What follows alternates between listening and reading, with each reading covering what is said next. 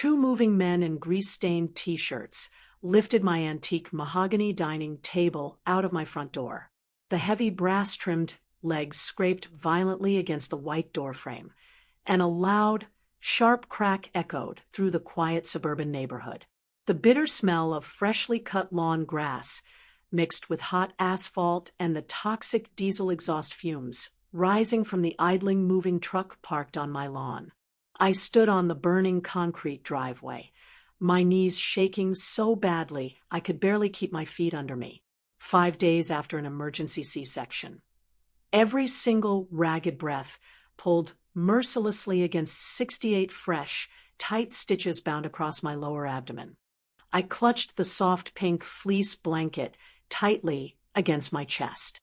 Inside its warm folds, my 5-day-old daughter, Daisy, slept soundly, completely oblivious to the world crumbling around her. She smelled faintly of sweet baby powder, fresh linen, and warm milk. A tall woman in a crisp beige linen blazer stepped gracefully out of my front foyer. She held a thick black leather binder tightly under her right arm and carried a heavy ring of shiny silver keys in her left hand.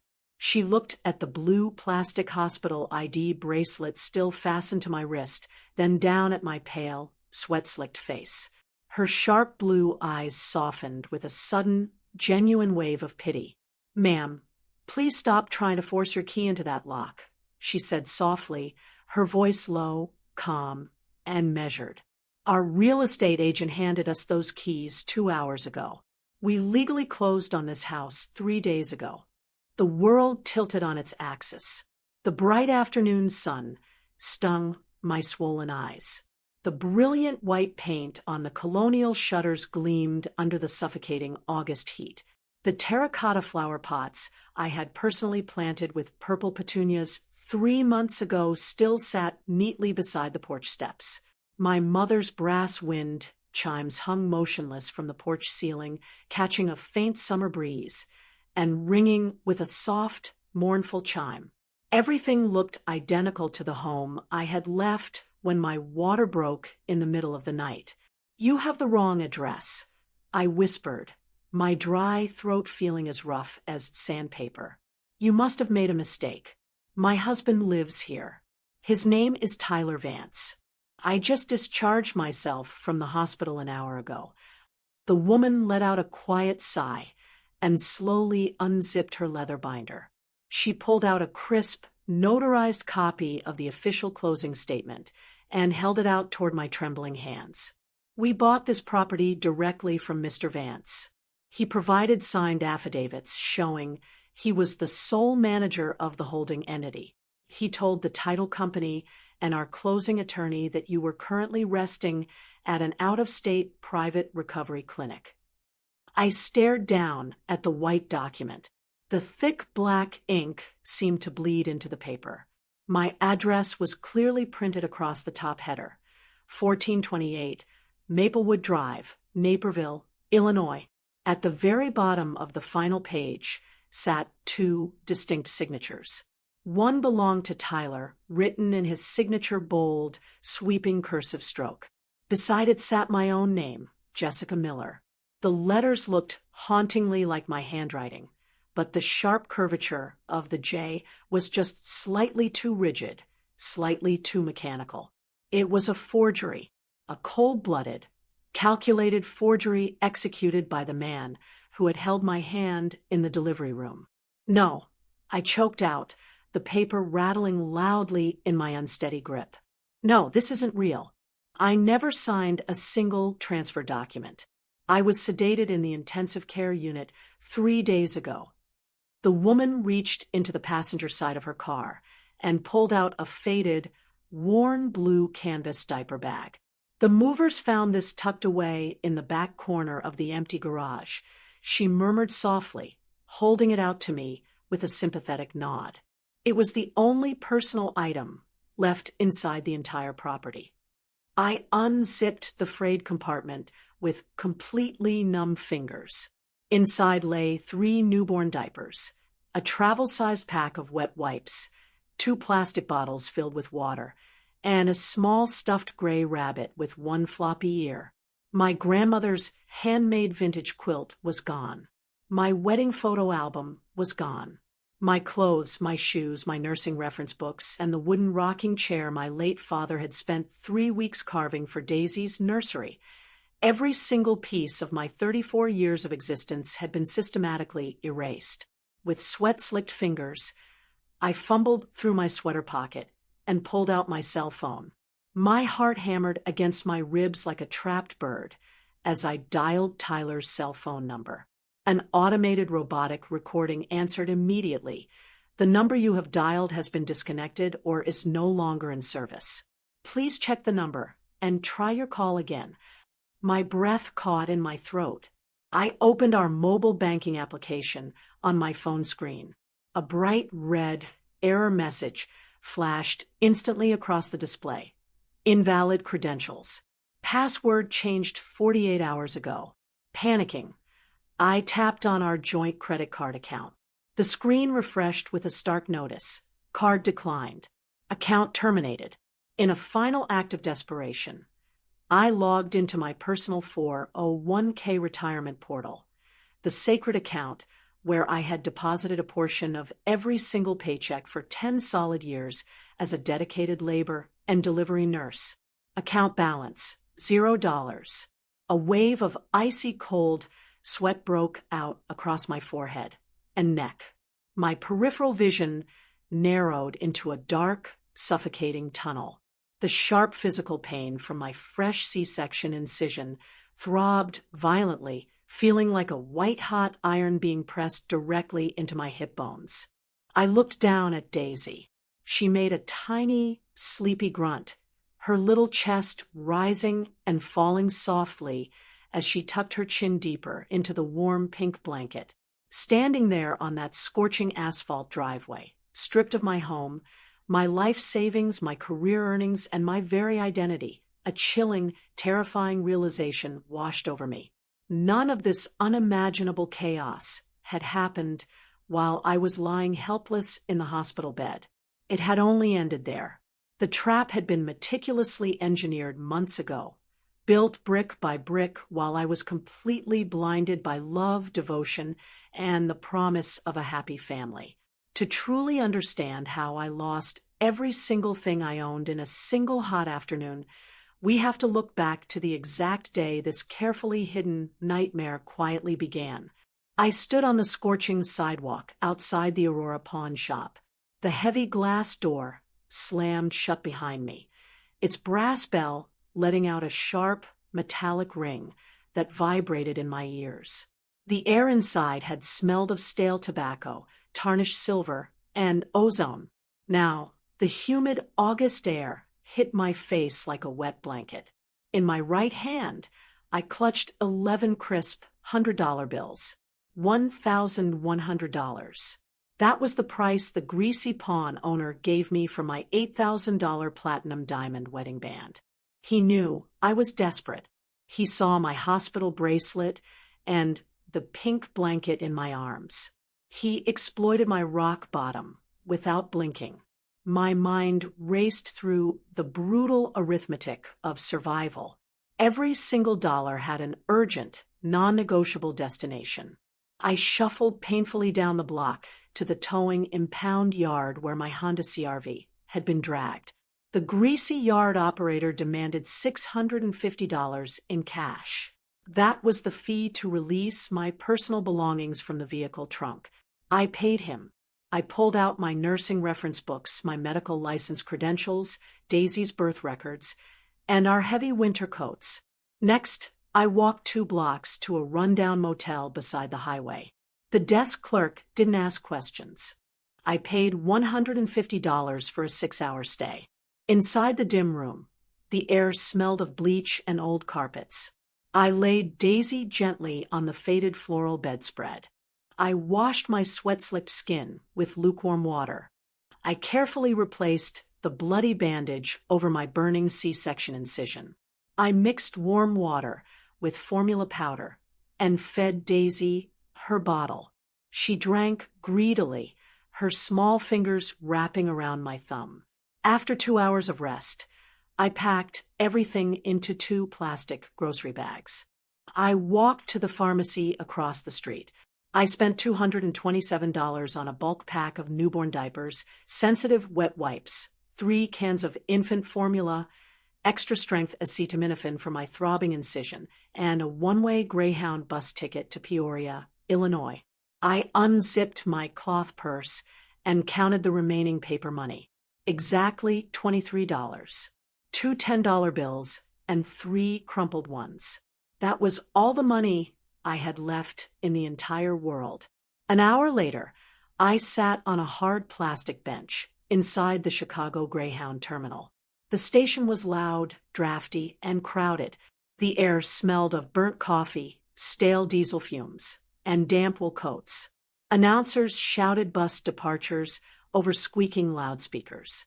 Commuters rushed past, dragging heavy rolling suitcases across the scuffed linoleum floor. Every step I took pulled against my raw stitches, sending sharp bolts of pain up my spine. Near the ticketing counter, a commotion broke out. An elderly man in a faded canvas jacket searched through his coat pockets with trembling hands. His silver hair was unkempt, and his wire-rimmed reading glasses hung loosely from a black cord around his neck. "I know, I had my leather wallet right here in my side pocket," the old man said. His voice was soft, cultured, but completely defeated. "I must have been pickpocketed on the city's subway train." The young ticket agent stared at him with cold, exhausted eyes. "Sir, without $98 for the ticket, I cannot print your boarding pass. You need to step out of line." People behind him sighed, loudly. A man in a business suit tapped his leather shoes impatiently on the floor and muttered, "Come on, old man, move it along." The elderly man stepped aside. His shoulders slumped forward. He looked down at the dirty floor, his cheeks flushing with deep humiliation. I stared down at the $23 in my lap.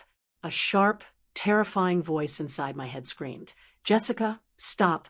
Think about your baby. You have no home. You need every penny for diapers." Then, a quieter memory surfaced. I saw my late father standing in his oil-stained mechanic overalls. He used to say, "Jess, a person who turns away from a stranded soul loses a piece of their own humanity." If my father had been stranded in a cold terminal, I prayed a stranger would help him. I stood up slowly, holding Daisy tight against my shoulder. I walked over to the counter and placed my last $23 on the high glass ledge. I turned to the clerk and pulled out my remaining cash from the pawn shop transaction. "I will pay for his ticket," I said firmly. The clerk blinked in surprise, then quickly tapped her keyboard.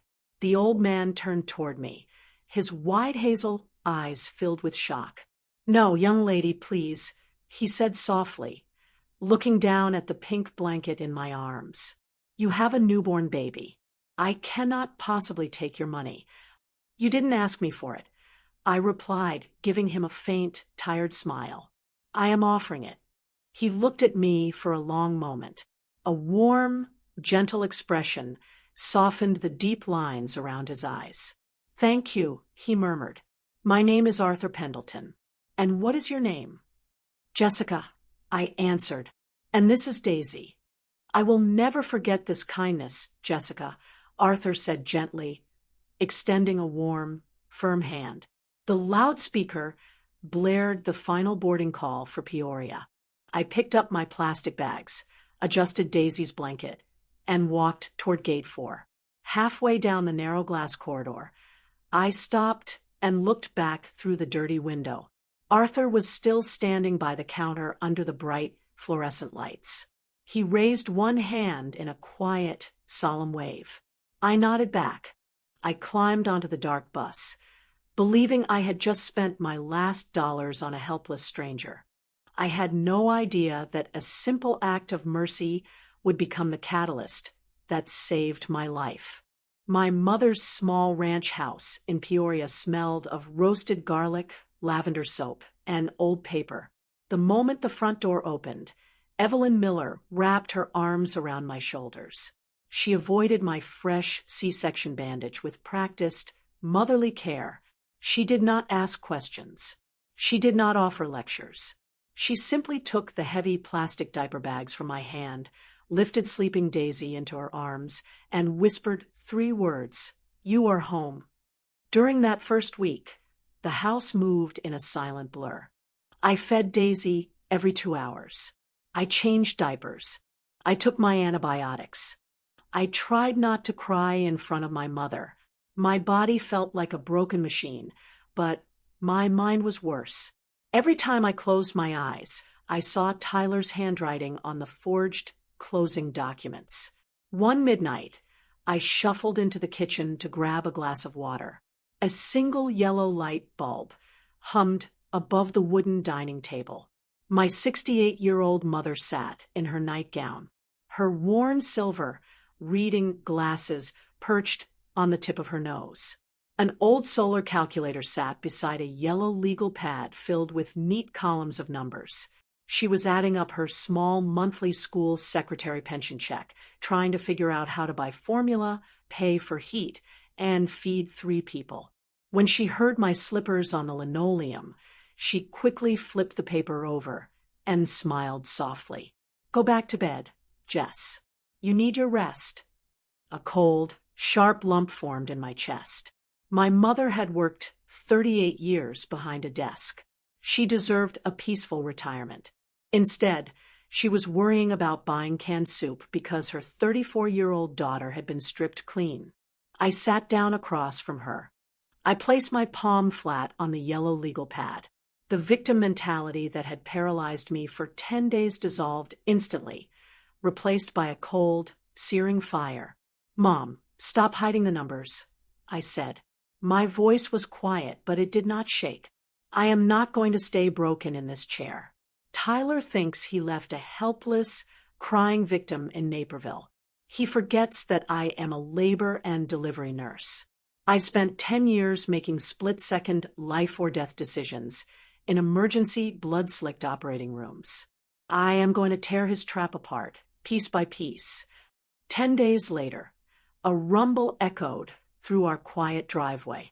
A beat-up, dark blue Ford F-150 pickup truck pulled up to the porch.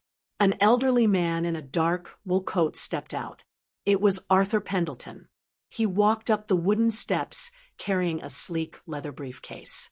Sitting at our kitchen table over fresh coffee, he revealed his true identity.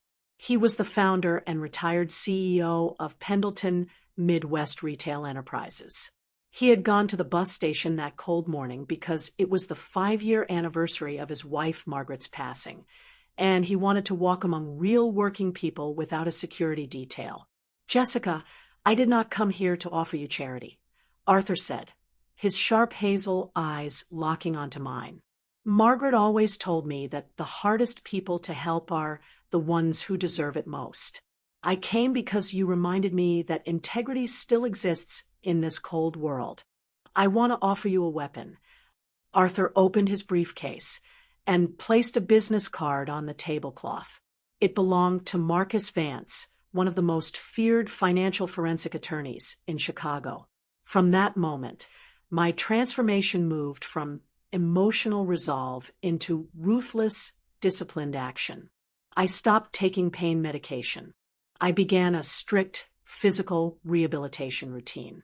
Every morning at 6 a.m., despite the pull of my healing scar, I performed pelvic floor exercises and walked laps around the backyard grass to rebuild my core stamina. I drank iron-fortified tea. I did my hair.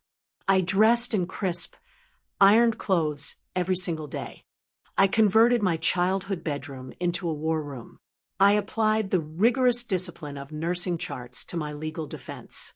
I bought a white whiteboard and 3 colored dry erase markers. Using my recovered medical license documents, tax filings, and bank notices, I constructed a meticulous master timeline. I cataloged every dollar Tyler had transferred over 18 months. I highlighted dates when he had insisted I sign routine medical insurance updates, while I was groggy from morning sickness. On a rainy Tuesday night, my red marker stopped over a specific bank entry.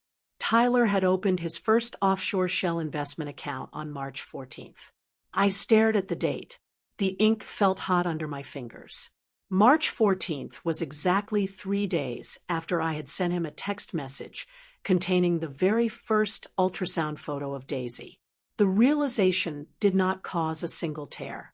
My heart rate stayed perfectly steady at 60 beats per minute. Tyler had not snapped. He had not panicked under financial pressure. He had planned to discard his pregnant wife before our daughter even possessed a heartbeat. I capped the red marker with a sharp, plastic click. I looked at my reflection in the dark window pane. The naive, trusting wife who signed papers without reading them was officially dead. In her place stood a disciplined, dangerous mother who was ready to go to war. 3 days before our emergency court hearing in Hamilton County, an unexpected visitor arrived at Marcus Vance's downtown Chicago conference room. The glass door swung open. A tall, elegant woman stepped inside. She wore a tailored charcoal blazer, oversized designer sunglasses, and held a quilted Chanel shoulder bag against her ribs. Her reddish-brown hair was pulled into a tight, flawless chignon. Her mascara was smudged around her lower eyelids. Her hands trembled as she set a heavy designer leather tote onto the mahogany table. I recognized her instantly from Tyler's hidden phone photos. It was Vicky Sterling. "I am not here because I am a good person," Victoria said, her voice shaking slightly as she removed her sunglasses. Her eyes were bloodshot, surrounded by dark circles. "I am here because I am an idiot, and because Tyler Vance lied to me, too." Marcus leaned forward in his leather swivel chair, his sharp eyes narrowing behind his gold wire-rimmed glasses.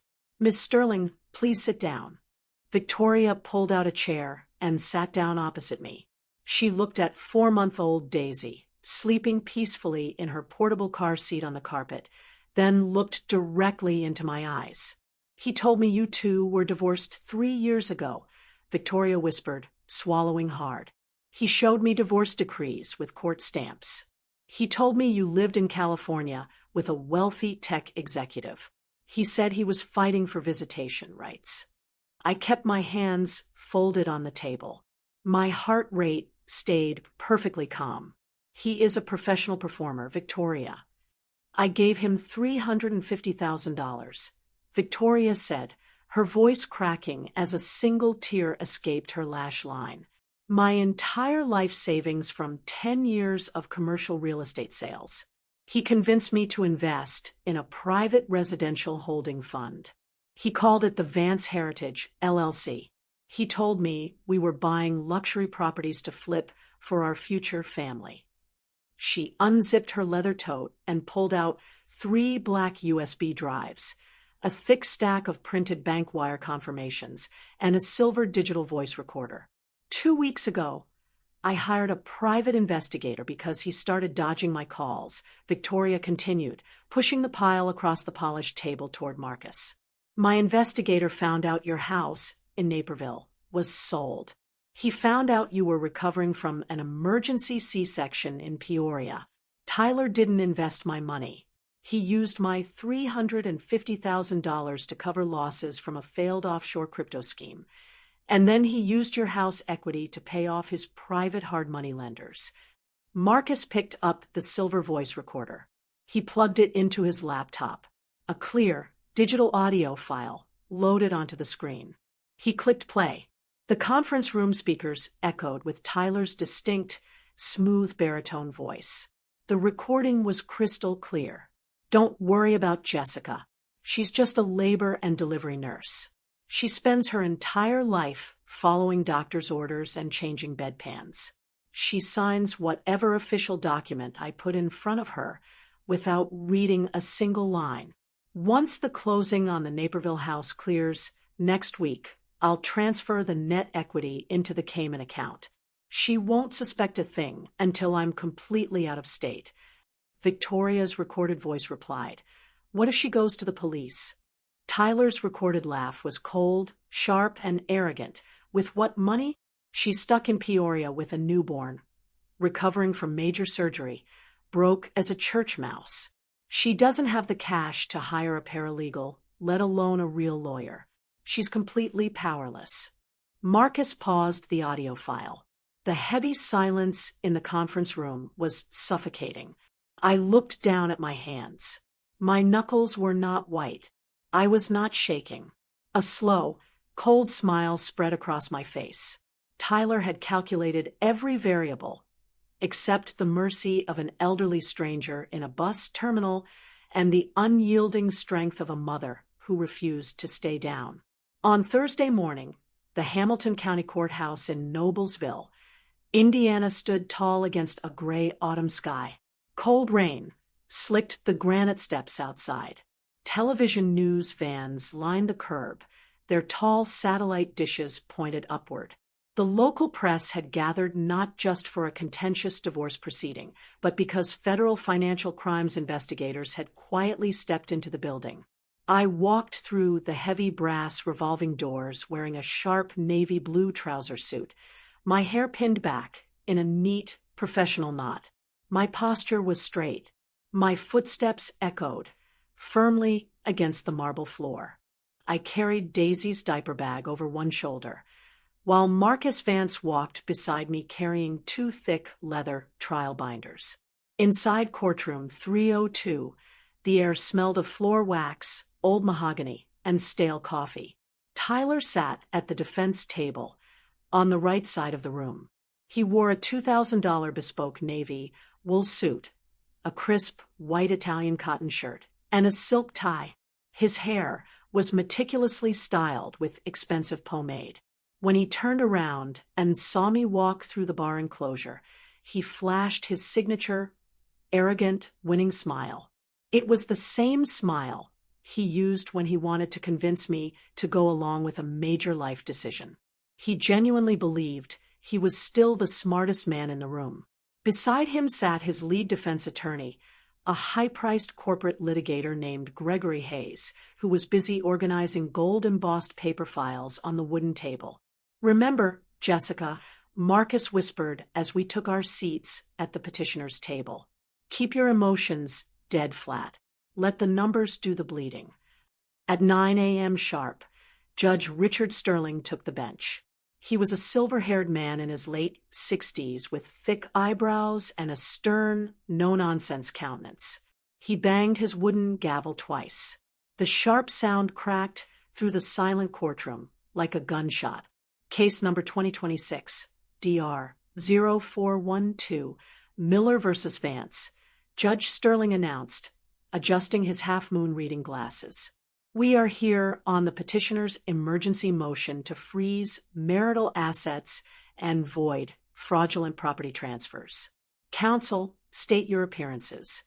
Marcus Vance stood up smoothly. "Marcus Vance for the petitioner, Jessica Miller, Your Honor. And we are fully prepared to present evidence of systematic fraud, grand larceny, and corporate forgery." For the next 3 hours, Marcus executed a masterclass in forensic accounting presentation. He projected a massive digital timeline onto the courtroom's white display screen. Bright red lines connected Tyler's personal accounts to offshore shell entities in Nevis and the Cayman Islands. Marcus presented official notarized affidavits from the title company manager, who admitted under oath that Tyler had insisted on signing all closing documents alone, claiming his wife was hospitalized with severe psychiatric postpartum complications. Next, Marcus called a certified handwriting expert to the witness stand. The expert projected high-resolution magnified images of my signature from my nursing license renewal alongside the forged signature on the house deed. "Your Honor," the expert testified calmly, pointing a laser marker at the screen. "The stroke pressure on the deed signature is entirely uniform. It was produced using a digital vector tracing software program. Mrs. Miller did not sign this document. It is an electronic forgery." Tyler's attorney jumped to his feet. Objection. Your Honor, this is speculative technical conjecture. Overruled, Mr. Hayes, Judge Sterling snapped without looking up from his notes. Sit down. Tyler's cocky smile began to stiffen. He pulled at his silk tie collar. A faint sheen of cold sweat glistened along his hairline under the bright overhead courtroom lights. Then, Marcus delivered the lethal blow. He called Victoria Sterling to the witness stand. Victoria walked down the center aisle in her sharp blazer. She took the oath, sat in the wooden witness box, and looked directly at the judge. She testified with cold, razor-sharp precision. She detailed how Tyler had solicited $350,000 from her under false pretenses, presented fabricated divorce decrees, and laundered the funds through his insurance agency accounts. Did Mr. Vance ever inform you that his wife was pregnant? Marcus asked. No, Victoria replied firmly, her voice carrying across the silent courtroom. He told me she was an estranged ex-wife who lived in California. He treated her existence like an inconvenient ghost. Finally, Marcus requested permission to play the silver voice recorder file. Defense counsel Hayes objected furiously, but Judge Sterling overruled him again, citing the crime-fraud exception to evidentiary privilege. Tyler's own cowering voice echoed through the courtroom speakers. She's just a labor and delivery nurse. She signs whatever official document I put in front of her. She's completely powerless. When the audio file stopped playing, the silence in courtroom 302 was absolute. You could hear the faint patter of cold autumn rain against the tall stained glass windows. Tyler's face had drained of all color. His knuckles turned stark, white, as he gripped the edge of the defense table. He whispered something urgent and frantic to his attorney. Hayes slowly shook his head, pulled his hands away from his files, and leaned back in his chair. He knew it was over. Judge Sterling slowly lowered his reading glasses. He looked down from his elevated bench at Tyler. His eyes were cold as granite.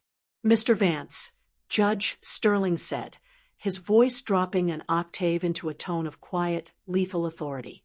In my 32 years on the bench, I have rarely witnessed a more calculated, cold-blooded display of spousal fraud, forgery, and financial predation.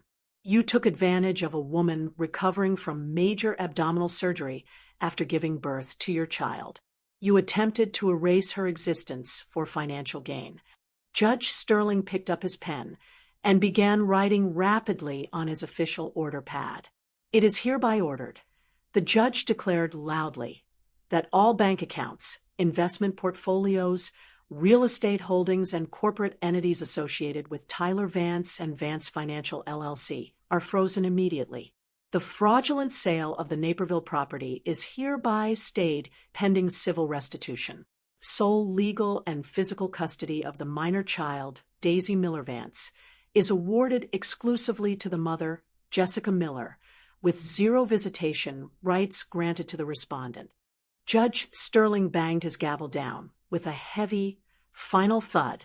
Furthermore, Judge Sterling added, looking toward the back of the courtroom, this court officially refers the complete evidentiary record of forgery, grand larceny, and wire fraud to the United States Attorney's Office and the Federal Bureau of Investigation for immediate criminal prosecution.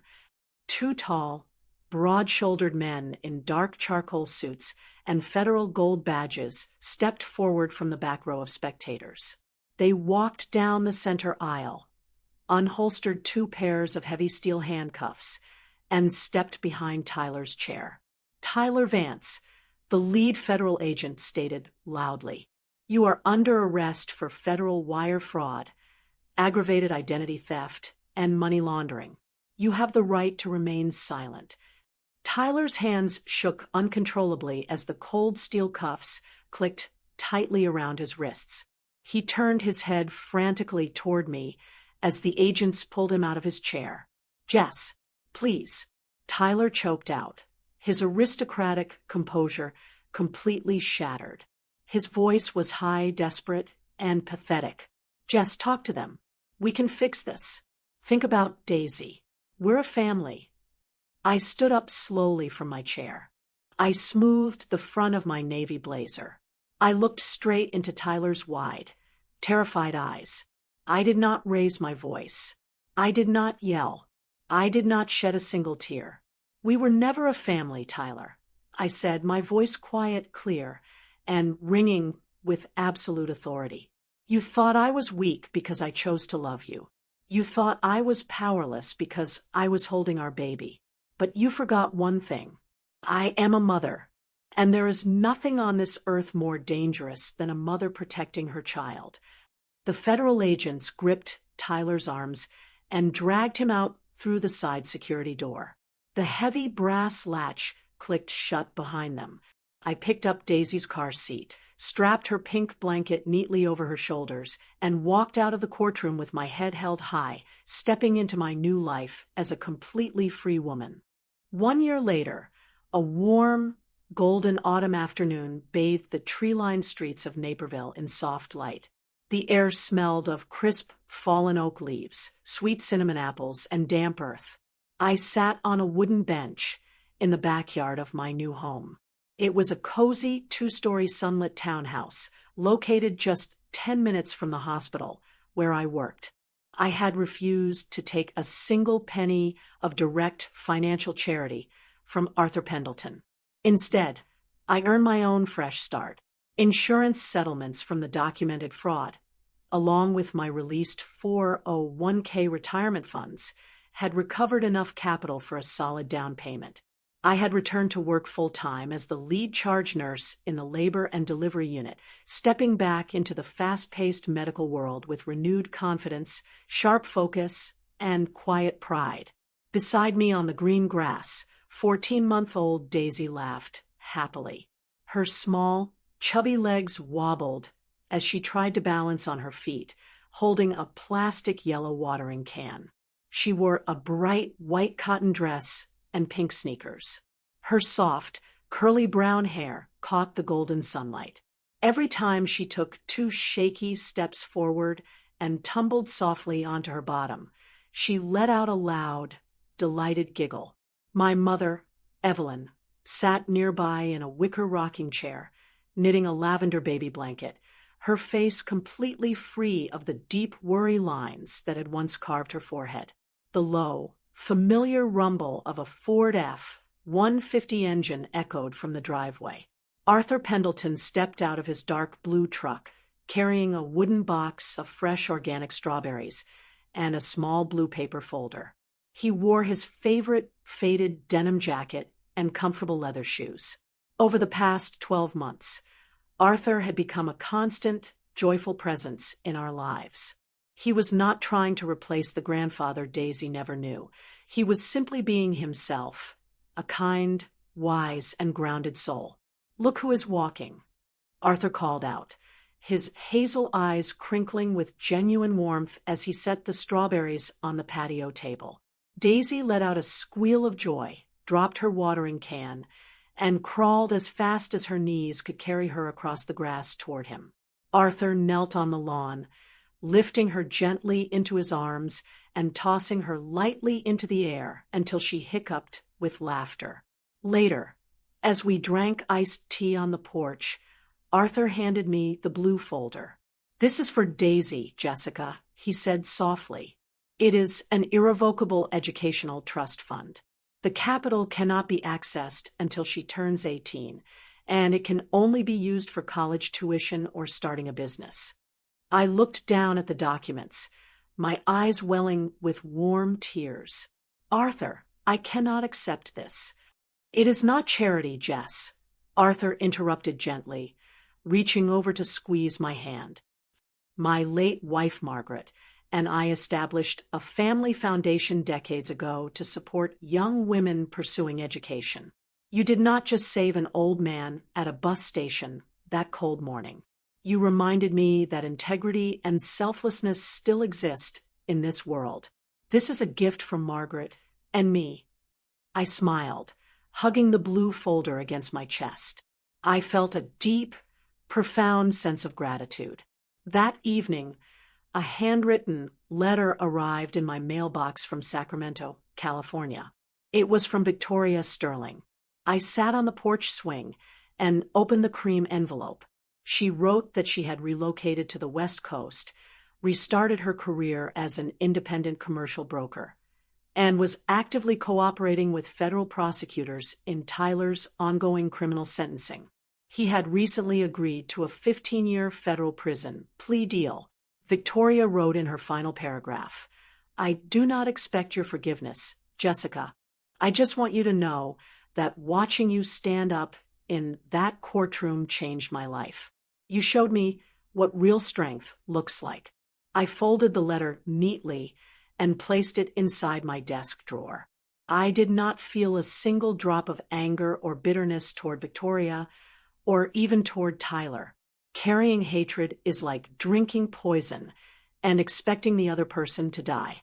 I had completely freed myself from that weight. The next afternoon, on our way back from a neighborhood birthday party, I took a slight detour. I drove my new silver sedan down Maplewood Drive. The old white colonial house sat under the tall oak trees. The white paint gleamed in the sun. A new wooden fence enclosed the backyard. Two bright red children's bicycles leaned neatly against the garage door. A young mother sat on the front porch steps, holding a sleeping infant while a golden retriever lay at her feet. I pulled the car over to the curb and idled the engine for a moment. I looked at the flower pots beside the porch. I looked at the front door where I had stood 1 year ago, bleeding, broken, and terrified, holding a newborn in a pink blanket. Daisy babbled happily from her car seat in the back, holding her small gray stuffed rabbit. "Home, Mama, home." A soft, serene smile spread across my face. My heart rate remained steady and peaceful. There were no tears in my eyes. There was no pain in my chest. There was no urge to look back, no desire for revenge, and no regret for what had been lost. I realized then that losing that house was never a tragedy. A house is merely wood, brick, and nails. It offers shelter, but it cannot create a soul. Home is the love you cultivate, the truth you live by, and the people who stand beside you when the storm strips everything else away. I shifted the car into drive, pressed my foot on the accelerator, and drove smoothly away into the brilliant golden afternoon light, completely free, strong, and proud. All shadows must fade before the truth, and every pain is simply the start of a beautiful rebirth. Always remember, the right to write a new chapter of your life is forever in your hands. If this story resonated with you, please like, subscribe, and leave a comment below so we know we're walking this journey together. Hope to see you on the next page.